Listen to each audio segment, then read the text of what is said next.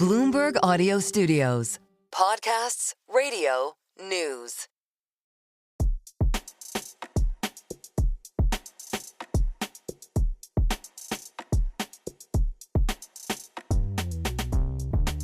Welcome to the Merryn Talks Money weekly roundup, our debrief on the biggest stories in markets and economics. I'm Merryn Somerset Webb, editor-at-large for Bloomberg UK Wealth. I'm John Stepek, senior reporter and author of the Money Distilled newsletter. We are nearly there, aren't we, John? There's only like a couple of seconds before you remember that you've got to introduce yourself. We've only been doing this for a year.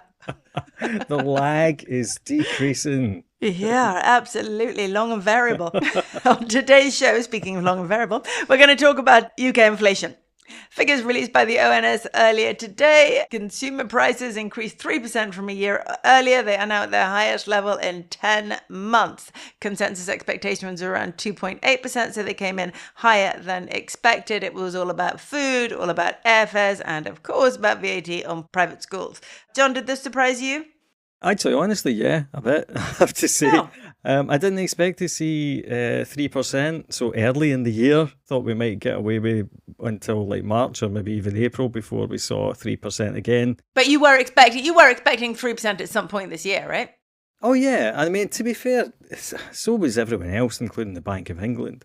It's interesting, actually, because you're right. I have seen normal people be surprised by this, which is why I think actually to an extent this is actually a problem for the Bank of England, because among financial folk it's been no secret that even just mathematically, unless something really weird happens, something seriously deflationary, then inflation was always going to hover between about 2.5%, 3.5%, maybe getting up towards even 4% at some points for the whole year, really.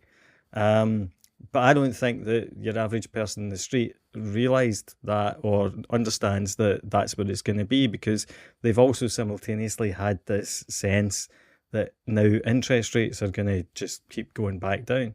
And that's clearly just not the case at all, because you can't, if it's 3% already, the bank can't stand there and say, okay, well, we're going to get rates back down to below 3% by the end of the year or anything like that. So I think there's still a real transition of mindset amongst, the population at large to get through this year. Yeah, so there's still a general belief among the population that what we've seen over the last few years is a complete anomaly. Not long now, and we'll be back to inflation knocking around 1% and a bit and interest rates back down to 2%. And as we've discussed over and over again on this podcast, we don't see that happening. Even if inflation were to go back down to 1.5%, 2% and stick there, we would still expect interest rates to normalise at a level slightly higher than inflation, like the old days. I mean, that too, because, if you go back, and I keep going back to this, but between, I think it's 1981 and 2008, the base rate was never below the CPI rate, and it was usually about 2 percentage points above it. So it wasn't until 2008 and emergency monetary policy that the base rate was below CPI for most of the time. And again, that's why I don't see us going back below that. I certainly don't think the bank would want to go back below that, and also it's going to look really stupid. He's going to have to write letters to Rachel Reeves at least a couple of times this year. So politically, even if they are worried about the economy, it would be extremely difficult for them to cut rates, aggressively. And a lot of people will be complaining about them cutting them at all. Yeah, interesting. So, and we talked earlier in the week on our personal finance podcast about a cash ISAs and why you've got to have a cash ISA. And the higher inflation goes, or the more sticky it looks, the more important it is, right?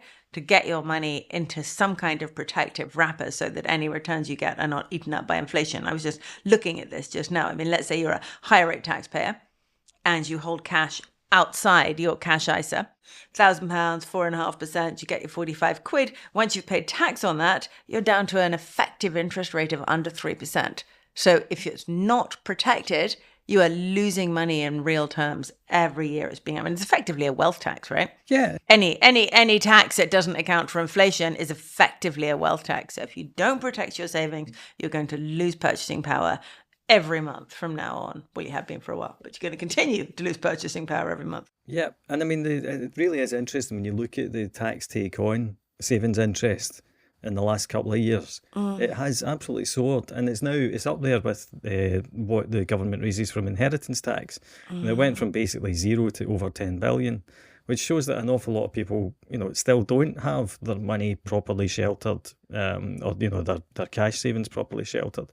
So no, that is extremely important. Well, there's actually just been a note out from AJ Bell this morning. I will quote, more than 2 million people will face a tax bill on their savings this tax year as rising interest rates and frozen tax thresholds have pushed more people into these bills. I mean, there's an awful lot of people. This came from a Freedom of Information request from AJ Bell. Now, I wanted to move on from cash ISAs and how you must get on with filling them up if you haven't already, but also remember you don't want too much cash. We discussed all this in our podcast earlier in the week, so go back and listen to that. It's really important stuff. But on to the big elephant in the room when it comes to UK inflation and UK living standards and the cost of living in the UK, and that is, of course, energy. And I wanted to talk about that a little bit just because I was watching the ARC conference, very interesting conference that was on the first 3 days of this week in London, Alliance for Responsible Capitalism. And they had on lots of interesting speakers. It's, prepare yourself. It's right wing. So you may go and look at it and find that you don't agree with everything, but, soldier on. You're cancelled. So quickly. Sorry, Merryn, I no longer feel able to give you a platform, even though this is your podcast. I'll go quietly. It's fine. You carry on, do it yourself. Just guess what I was going to say. There you go. You need me. You need me. Okay. United States Secretary of Energy Chris White, he didn't actually turn up in London, but he did down the line give an interview. And he said some things that interesting in the context of the energy transition. So here we go. Some quotes in here. Net zero 2050 is, and I quote, a sinister goal. It's not achievable. It brings no benefits but tremendous cost. It's made energy more expensive and less reliable. You go for net zero, you lower your population's standard of living, you cut their opportunity set, and crucially, you simply export your industry. No one's going to make an energy-intensive product in the UK anymore. It's just being displaced somewhere else. It's going to be made in a coal-fired plant in China, loaded onto a diesel-powered ship to get down the river onto a bigger diesel ship to get to the UK to be unloaded onto a dock in London. This isn't energy transition. This is lunacy. This is impoverishing your own citizens in the delusion that it is somehow going to make the world a better place. It isn't.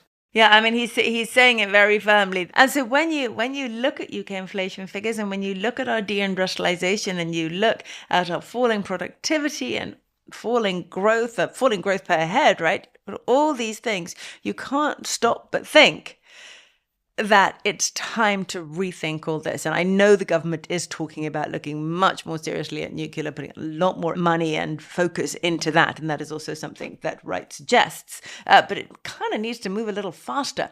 And he says at the end of his talk, he says this phrase, he says, energy realism is humanism. Let's focus on humans again and their lives. And he also talks about energy enabling security. You cannot have security without energy security. Am I still cancelled, or am I even more cancelled now? I mean, you're even more cancelled, but I still think double cancelled, triple cancelled. Yes. So obviously Ed Miliband is the sort of arch kind of proponent of net zero in this country just now.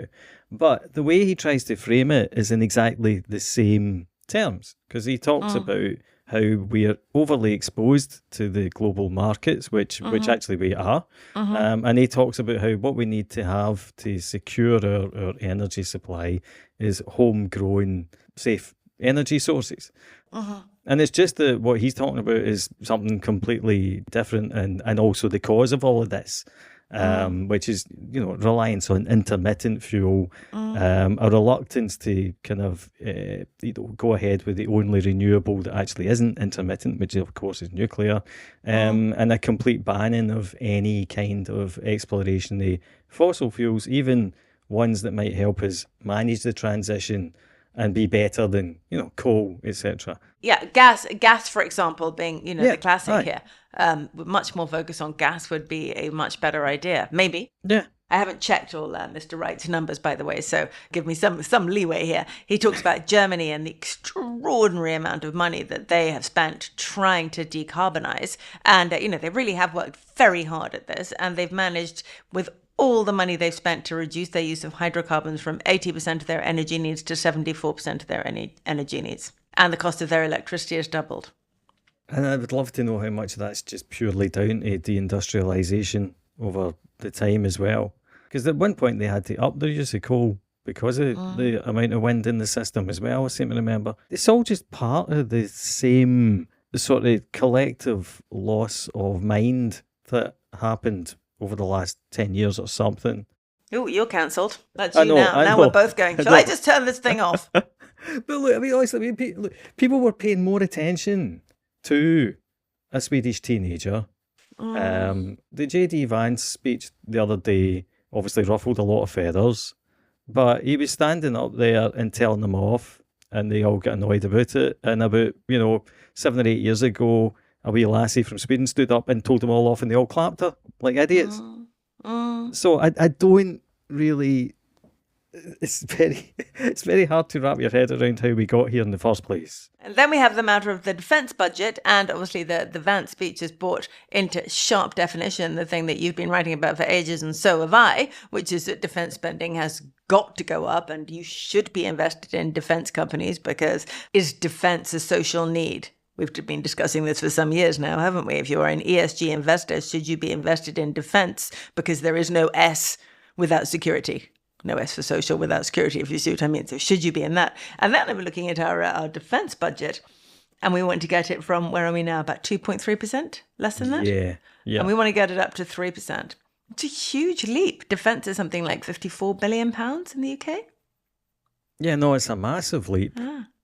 It's a massive leap. And then the Times today, I'm a very enthusiastic reader of the Times today, note that while our defence is 54 billion, we spend 83 billion on sickness benefits. Aye. And that's going to go up to 100 billion in the next 5 years. If we could bring that back down even to pre-pandemic levels, we'd free up 22 billion that we could spend on defence, which would take us pretty much to 3%. And I mean, that's got to change. I mean, to be fair, I think the government is, again, at least wanting to try to address that. Because, I mean, yeah, the fact that it'd be one thing if, you can go on about ageing demographics, blah, blah, blah. But this is a pandemic thing. This has happened since then. Well, there has been more data out on the percentage of households that are net recipients of benefit/welfare/state services, including NHS use and schools, etc. So you can have lots of argument about what you should include or what you shouldn't include. But at the moment, over 50% of houses are net recipients, which is up from, somewhere in the mid-30s in the 1970s. So, that's a very big change. And when you drill down into the numbers, a lot of that is about an aging society, and there's nothing we can do about our aging society, and that it doesn't matter. You can bring in hordes of new people if you like that, but they're going to get old too. It doesn't solve the problem. But inside those numbers, it's also the case that an awful lot more working households are welfare/benefit dependent than have been in the past. And that's a change that I think the government, if they're not focused on, certainly should be focused on. I think we've gone off topic. Weren't we only going to talk about inflation today? I think all of this feeds into it, doesn't it? Because it's more it does all government feed into it. spending, it's going to cost us more. But actually, the other really interesting thing about health and defence, and I think that this is worth repeating, but it really is very recent that the defence spending as a proportion of GDP has surpassed health spending as a proportion of GDP. So I'm just looking at the IFS think tank there, we kind of primer on this. And it wasn't until the late 80s that they crossed one another. So before that, we spent more on defence and less on health. And obviously that's a big part about the end of the Cold War. But around about then, we were spending about 4% on each. And since then, defence has dropped to around about 2.2%, and health has kind of rocketed to about 8.5%. That's 2022-23.